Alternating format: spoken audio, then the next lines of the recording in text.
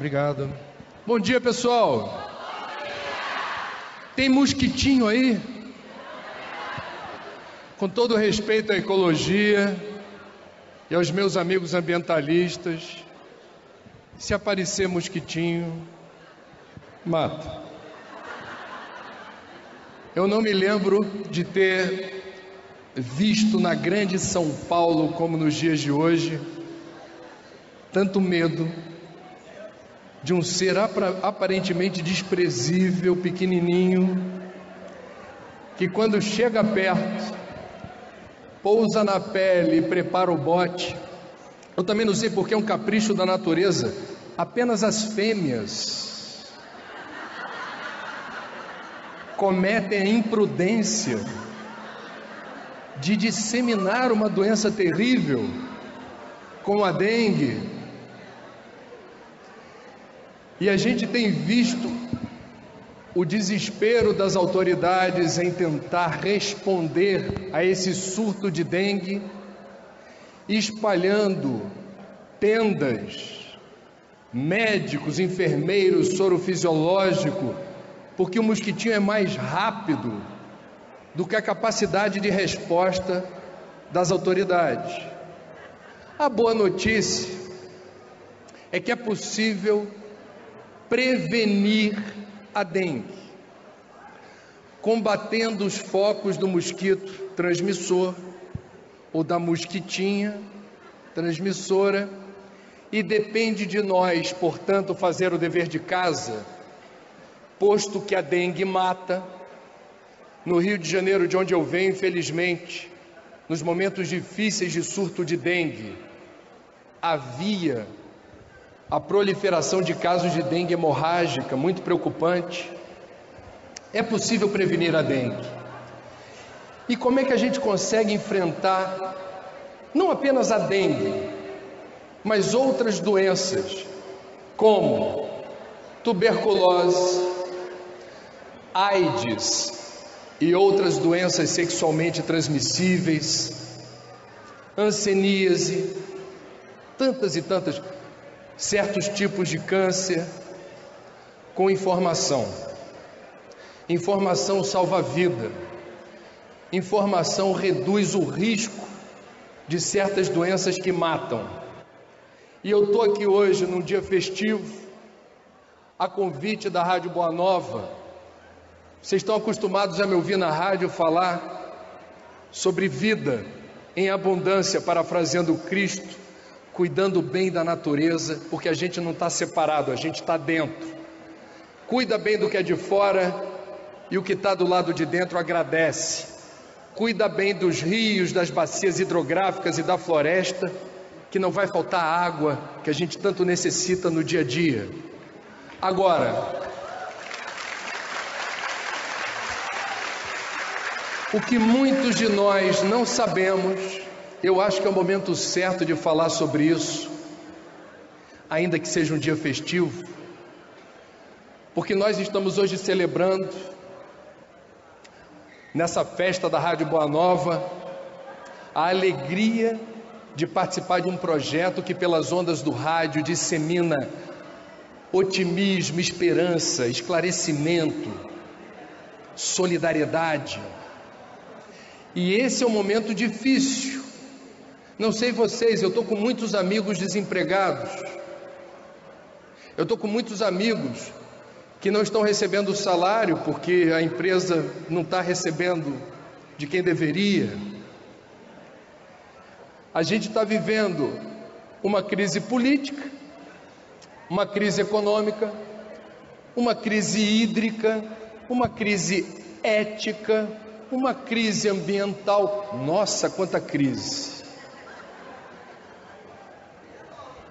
Não seria a primeira vez que a gente atravessa momentos difíceis, mas eu comecei essa conversa falando de dengue, falando que a dengue é prevenível, e eu venho aqui trazer uma informação relevante, que muitos amigos meus médicos, na área da psiquiatria e da psicologia, pedem encarecidamente, para a gente abrir espaço nas mídias para falar sobre o que eu vou dizer. Ao contrário do que muita gente imagina, Em 90% dos casos, é o que diz a Organização Mundial da Saúde, o suicídio é prevenível. E a gente está falando de um problema de saúde pública no Brasil e no mundo. Segundo a OMS, aproximadamente 800 mil casos por ano, mais de 2 mil por dia, um novo caso a cada 40 segundos. E mesmo no Brasil, país tropical, abençoado por Deus, bonito por natureza, o suicídio também é considerado problema de saúde pública. Assim como a dengue, é possível prevenir casos de suicídio. A maioria das pessoas acha que não, mas isso é um fato médico consolidado e comprovado. E como é possível prevenir?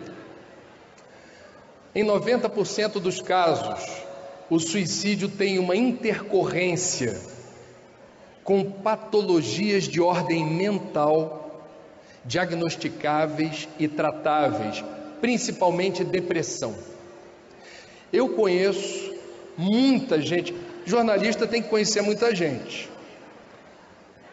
Tem muita gente que eu conheço que está ou já atravessou episódios de depressão.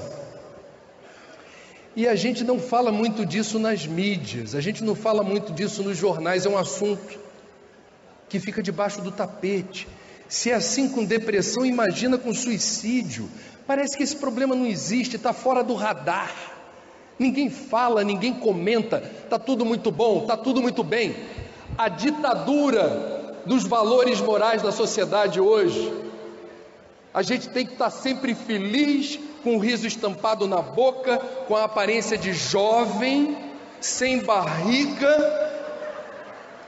pronto para tudo. Se você não se enquadra no perfil jovem, bonito, forte, sem barriga, com cabelo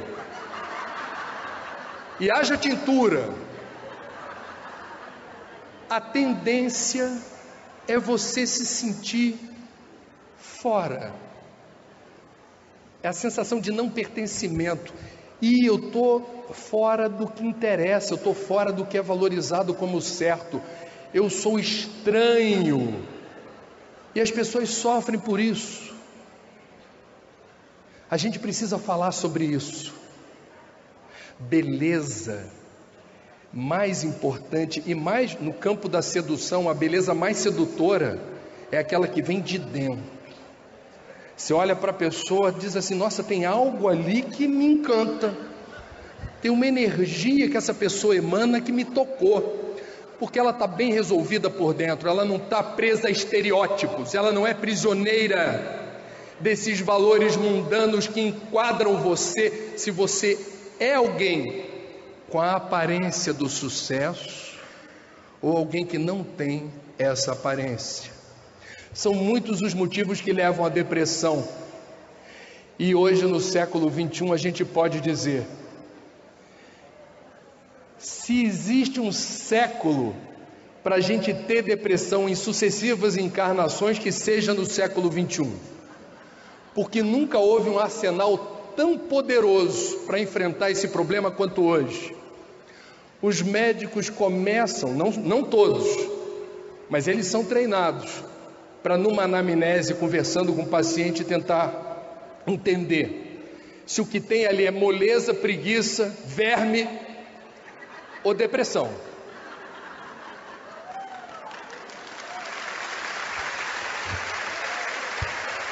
Se for depressão,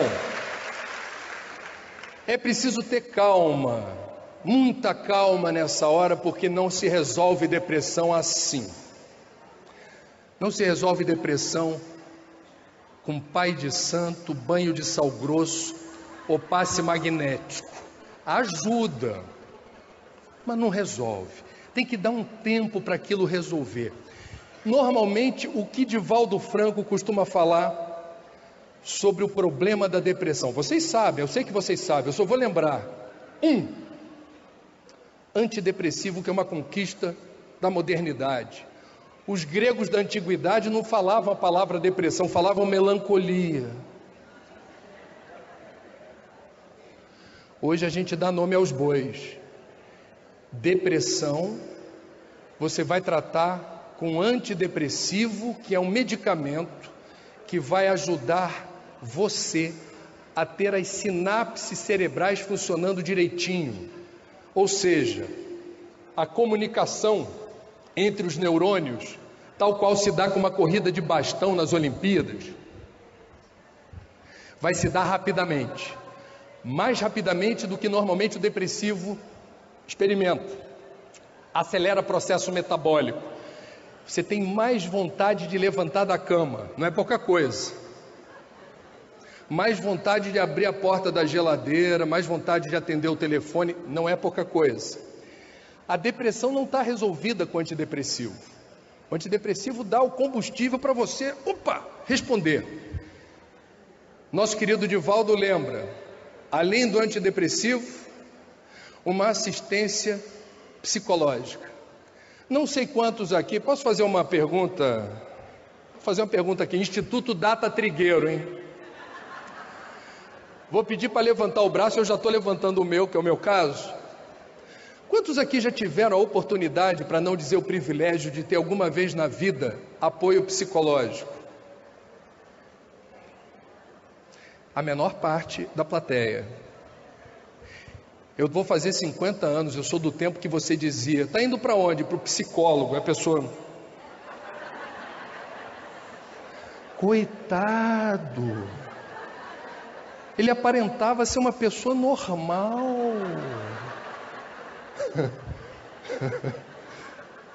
Hoje em dia a gente sabe, você não precisa estar em crise para procurar esse tipo de ajuda. O bom psicólogo é aquele que sabe ouvir, num mundo que as pessoas não têm tempo para ouvir, e tem um conhecimento que ajuda você a descobrir quem você é, sem te dar de bandeja. Você que vai descobrir. Ele vai interagir com você, vai fazer perguntas. Como era na infância sua relação com seu pai, sua mãe, com os amiguinhos da escola e da rua? Como no território da sexualidade você foi construindo suas relações, etc, etc. Isso ajuda a gente a descobrir quem nós somos. E isso dá autoconfiança e autoestima. A gente não fica se sentindo refém de nada e de ninguém. Assuma quem você é e seja feliz do jeito que você é. Esse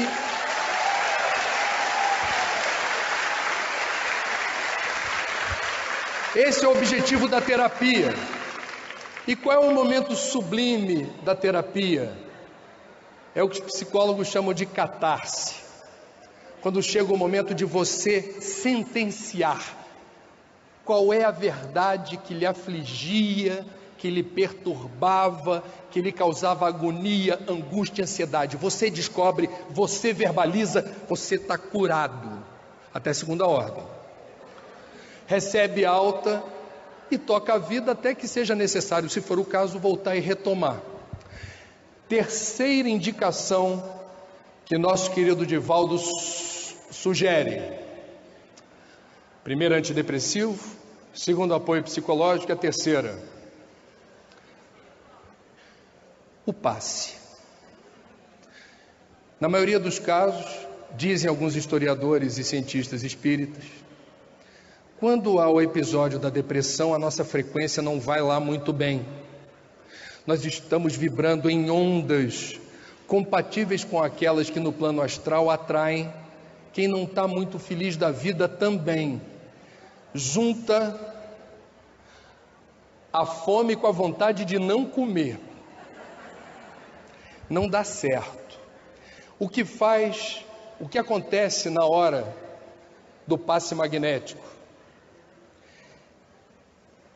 Essa emissão de fluidos terapêuticos que vão imantar a nossa psicosfera de luz, se contrapondo a uma aura sombria, opaca, que não nos interessa.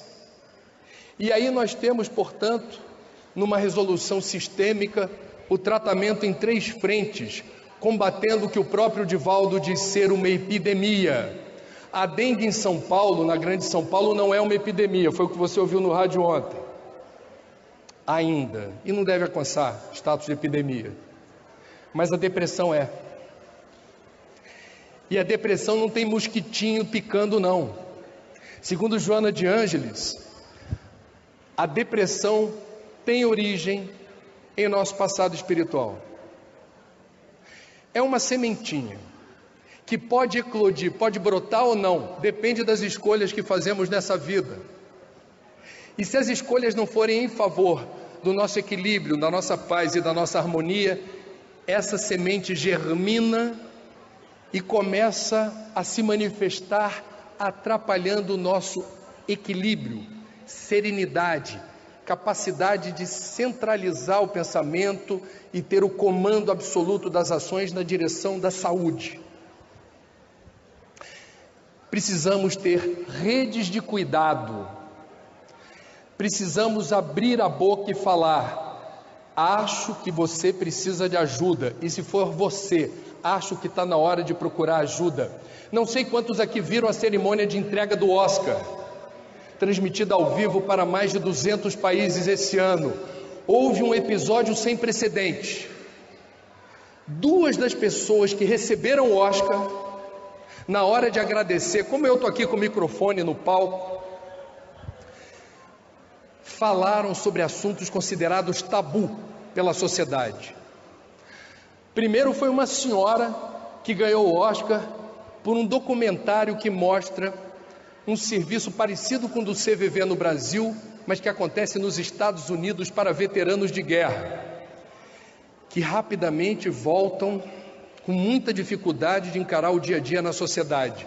Vietnã, Iraque, Afeganistão, não é para qualquer um. O camarada volta, não consegue ter uma vida normal. São 20 mil casos de suicídio por ano com veteranos de guerra, militares da reserva naquele país. Essa senhora sobe no palco para receber a estatueta. Tem um documentário bem legal contando a história desse serviço.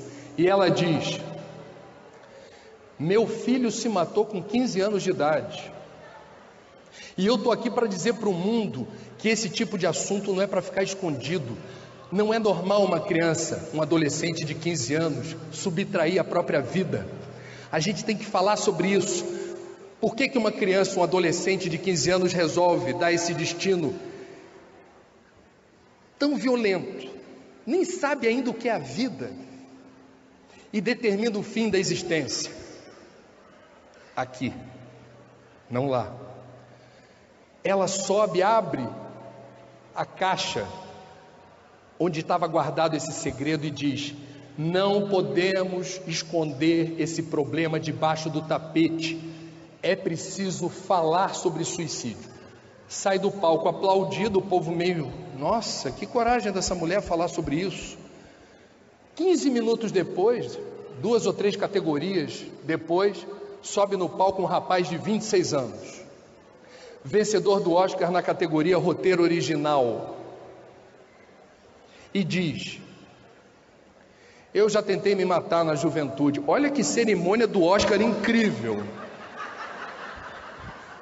Diz ele: eu já tentei me matar na juventude porque eu me sentia freak, que é a expressão que eles usam para esquisito.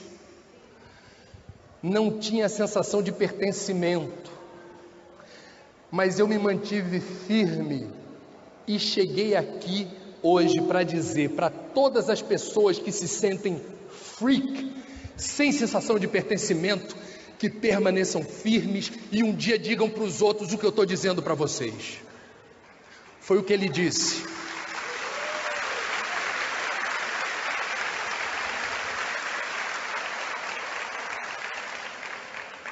Houve ampla repercussão lá fora, principalmente, sobre o alcance das palavras de 2 vencedores do prêmio Oscar.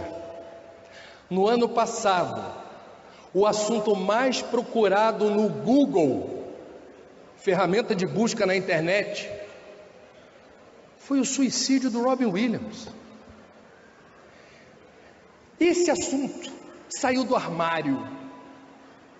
Eu podia estar falando de meio ambiente aqui com vocês hoje, está falando da crise da água, está falando da briga dos ciclistas em São Paulo, está falando da nova regra da sacola plástica. Tem muito assunto para falar de meio ambiente. Eu me especializei, fui procurar uma formação fora do jornalismo, uma pós-graduação em gestão ambiental para falar menos besteira sobre assuntos da sustentabilidade e aprendi, portanto, como jornalista e cidadão, a me posicionar com clareza contra o ecocídio. O risco de nós, seres humanos, espécie líder, topo da cadeia evolutiva, feito à imagem e semelhança de Deus, destruirmos com o apetite que a gente está destruindo os rios, os solos, a qualidade do ar e elementos fundamentais à vida. Ecocídio é quando a espécie líder, sabendo dos riscos que corre, quando faz as escolhas erradas, ainda assim não se corrige, não corrige o rumo e mantém essa entropia, mantém as mesmas escolhas e vai pagar um preço por isso, porque a lei de causa e efeito é implacável. Ecocídio já é assunto do meu trabalho há muito tempo. Hoje eu estou de público me posicionando claramente contra o suicídio, respeitando o livre-arbítrio. Quem escolhe se matar é soberano para fazê-lo. Só tem um problema, e aí o espiritismo é categórico: em nenhuma hipótese, em nenhuma circunstância, o autoextermínio representa solução, representa alívio ou melhora da situação. Dependendo do método empregado, há sequelas no perispírito e você vai ter que resolver isso nas encarnações vindouras. Há o agravamento da dor, porque os familiares e amigos ficam chocados, irradiando essa emoção para o plano astral. Eu estou aqui em nome de todas as pessoas que se equivocaram e precipitaram o retorno à pátria espiritual para dizer em alto e bom som: permaneçam firmes, porque o jugo é leve, porque não há dor ou sofrimento capaz de debilitar a nossa capacidade de reação. Nós somos feitos de substância luminosa, capaz de responder a todo e qualquer intempérie, problema, obstáculo. Do contrário, Deus não seria soberanamente justo e bom. Ninguém nasce para se matar, ninguém está condenado a morrer desse jeito, é uma escolha equivocada. E assim como acontece com a dengue, tuberculose, hanseníase, AIDS, é possível prevenir o suicídio, e isso só é algo possível quando a gente não tem medo de falar sobre o assunto. Onde perto de vocês houver alguém que manifeste oralmente, por escrito, o desejo de se matar, não faça pouco caso. Onde perto da gente houver alguém numa situação de flagrante desespero, angústia, ansiedade, é fácil virar o rosto e dizer: é o processo kármico dele, eu não tenho nada a ver com isso. Difícil é a gente se posicionar e mesmo diante de um estranho perguntar: desculpa, eu não te conheço, há algo que eu possa fazer? É possível te ajudar de alguma forma? Não parece, mas a literatura espírita é farta de situações onde uma pergunta dessa dirigida por um estranho quebra o assédio das sombras, quebra a sintonia estabelecida entre quem sofre e quem quer fazer sofrer. Dada a surpresa: nossa, como assim? É como um despertar. Podemos fazer mais e melhor em favor da vida.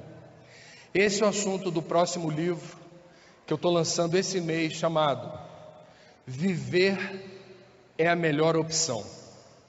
Ele vai ser lançado em São Paulo, vai ser lançado em Guarulhos. A gente vai ter oportunidade de trocar bastante sobre as ideias do livro. E vejam como é possível falar de suicídio dando gargalhada. Vejam como é possível falar desse assunto sem eu vir de preto. Vocês viram que eu escolhi a dedo. tom sobre tom. Tô branquinho. Brincadeira. Mas eu estou aqui para falar de luz, para falar de vida em abundância e para falar. Quem sintoniza com a Rádio Boa Nova e gosta da conversa da Ana comigo sobre o que é possível fazer contra o ecocídio, estamos juntos numa outra luta, que é aquela contra o suicídio. Nós precisamos juntar forças, assim como hoje se pede para enfrentar a dengue, para que não haja epidemia de depressão, epidemia de desesperança, epidemia de desalento, epidemia de angústia, ansiedade, e haja uma tempestade de luz revertendo processos deletérios que podem provocar a desistência. A gente vai ter ano que vem a Olimpíada no Brasil, e tem uma cena que vocês, principalmente aqueles da minha faixa etária, vão se lembrar, de uma Olimpíada que houve na década de 70, quando na prova da maratona, que é a prova mais nobre dos Jogos Olímpicos, o estádio estava cheio, mas já tinha cruzado a linha de chegada mais de 200, 300 atletas, o estádio estava ali, o público, acompanhando. Quando entra no estádio, vocês vão se lembrar dessa imagem, uma corredora, magrinha, de cabelo louro, me lembro da cor do cabelo, não me lembro da nacionalidade, ela entra no estádio desse jeito. Ela mal conseguia dar um passo e tinha que completar a volta olímpica. Os delegados do Comitê Olímpico Internacional do lado, porque você não pode dar a mão senão desclassifica a atleta. E ficavam do lado para ela não se esborrachar no chão se caísse. E ela recusando ajuda, cheia de cãibra, dificuldade, sozinha, atravessando. Parecia a travessia do Oceano Atlântico, aquela volta. O estádio de pé, eu fico até arrepiado quando eu lembro. O estádio de pé aplaudiu intensamente essa atleta, vibrando para que ela conseguisse realizar seu sonho. Ela não ia ganhar medalha, ela estava lá atrás, outros atletas passavam por ela, e ela ali. Cada passo era motivo de uma histeria na arquibancada, e assim foi. Faltavam poucos metros para cruzar a linha de chegada do estádio. Algumas emissoras de televisão interromperam a programação para mostrar aquela imagem histórica dos Jogos Olímpicos. 4, 5 delegados do COI acompanhando. E essa mulher entrou para a história da Olimpíada por ter conseguido cruzar a linha de chegada sozinha, com as próprias forças residuais de uma maratona, e isso teve muito mais repercussão do que quem naquele dia ganhou a medalha de ouro. Ninguém se lembra quem ganhou a medalha de ouro naquele dia, muitos se lembram dessa atleta. Assim são nossos amigos espirituais. Na hora da dificuldade você sofre, eu sofro, vocês sofrem, e muitos de nós ousamos dizer: fui abandonado. Como é que eu, espírita, voluntário, faço o culto do evangelho do lar, ajudo o sopão da não sei quem, ajudo não sei o que, como é que eu estou sofrendo desse jeito? Seus guias e mentores estão do lado, como o pessoal do Comitê Olímpico. Segue, anda, completa a tua prova, porque quando você for um completista, que é a expressão que André Luiz usa, quando você cruzar a linha de chegada, você vai ver o resultado do teu esforço, e você vai ver como todos aqueles que sempre estiveram do teu lado, sempre te intuíram, vibraram positivamente, mandaram todo o estoque de vibração possível para que você, com as próprias forças, cruzasse a linha de chegada. Agora que você cruzou, a vitória é sua. Evolução é um processo individual e intransferível. Ninguém evolui pelo outro. Assumamos aquilo que nos cabe, os fardos, as dificuldades, os obstáculos, as imperfeições, as limitações, porque são nossas. Graças a Deus, com elas cruzaremos a linha de chegada.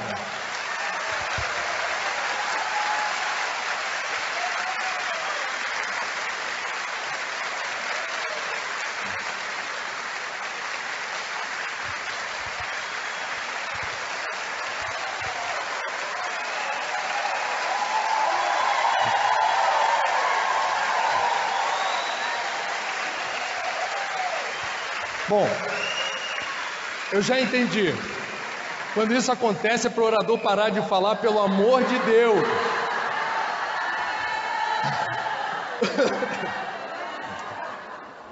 Obrigado pela acolhida. Há uma certa apreensão na abordagem desse assunto. Obrigado.